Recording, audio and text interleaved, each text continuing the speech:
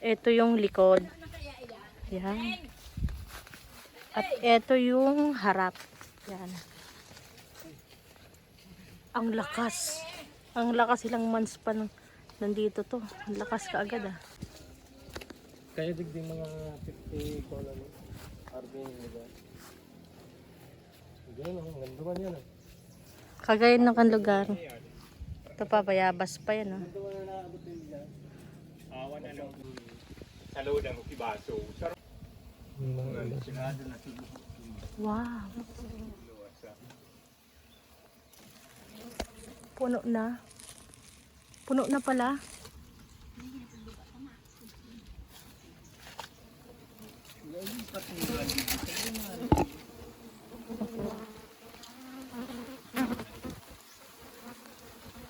Ang lakas.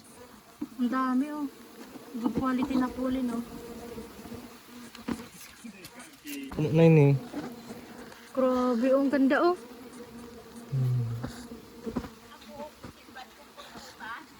Ayan, papatungan natin ng ika-third box and fourth. Ayan, pinatong na natin yung third box na may design na pang second layer na Australian box. Yan. Yan. Tapos ito pa.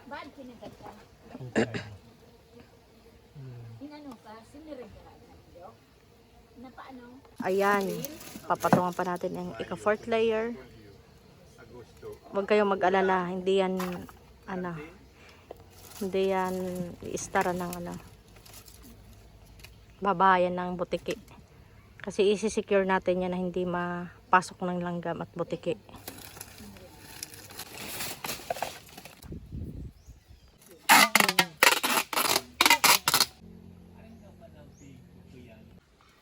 Glow stick.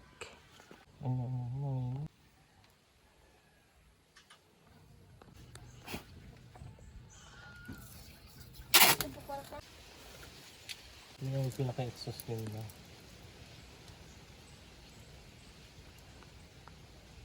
Tigalaw ko yung mga replace.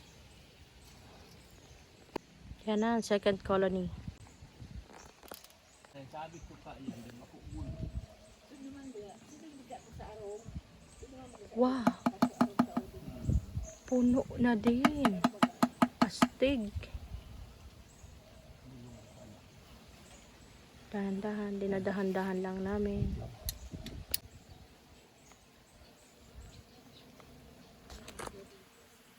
Mas panahon ini. Pa. Anak naman. Iya tayo pa. Mas panahon ini. Ito sa ino.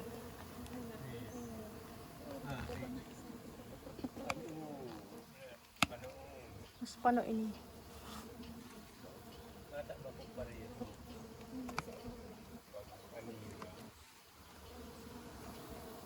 Duman sa tiga dumanan ka. Papatungan natin ng third and fourth box. Para next na napunta namin, i-split na lang to. Magkakaroon na dito ng 4 colonies. Wow. Grabe. Ito.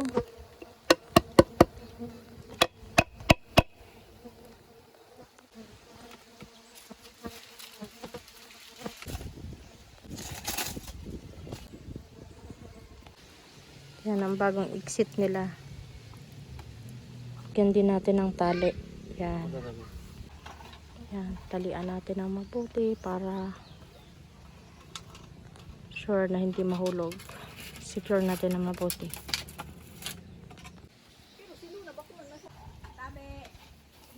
Yan. Secure na natin. Yan. With the lambre. Tire pala.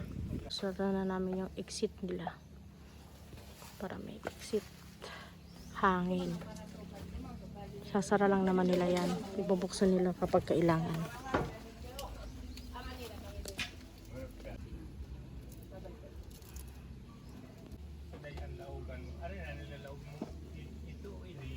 Tapos ayan yung harap. Ito yung harap nila. Yan.